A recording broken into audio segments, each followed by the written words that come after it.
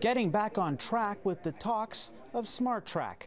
I'm Nitish Bissonauth in Scarborough, where the first of 3 public consultations kicked off. As you might remember, SmartTrack was a marquee promise from Mayor Tory back in the 2014 election, and this week he wants to get us back on track when it comes to talking about the future of rapid transit. Being able to take transit and having that option now to get on a train, say at Finch and Kennedy, and ride it downtown in 20 minutes compared to being in your car, I think that people are going to stay on transit. I think that the people in north of the city are still going to get very good service to get downtown as well, and that we're achieving that balance. The goal is to increase transit options for Toronto by making better use of the existing GO Rail corridors, which would see rapid transit along the Kitchener, Lakeshore East and Stouffville lines, not to mention along Eglinton Avenue West. The mayor announced 14 rail stations with 6 SmartTrack stations within Toronto, including 2 new stations for Scarborough. The benefits include all-day two-way service with trains every 6 to 10 minutes during peak periods and every 15 minutes during off-peak periods. Not to mention the trains will be electric, quieter and faster.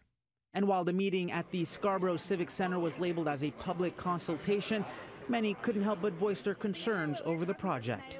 Concerns about parking, noise, and overall design. They call this a meeting, but it's not a meeting. It's a presentation. The fact that there is no parties sitting around a table and discussing it, or a representative group from the neighborhood. Minds are being made up. When they come to you and say, here is a drawing, and they have parking, and then they come back and say, oh, no, there's no parking.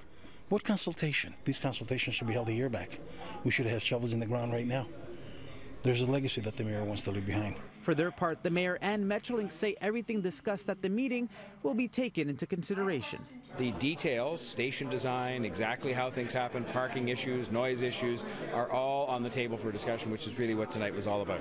But the network transit plan has been approved by City Council. I'm pushing ahead to get it done. That's what people want. This is the first of 3 public consultations. The other 2 happen on Wednesday and Thursday. For a full update on the consultations, plus more details on the SmartTrack plan, you can head over to our website at citynews.ca. In Scarborough, I'm Nitish Bissonauth, City News.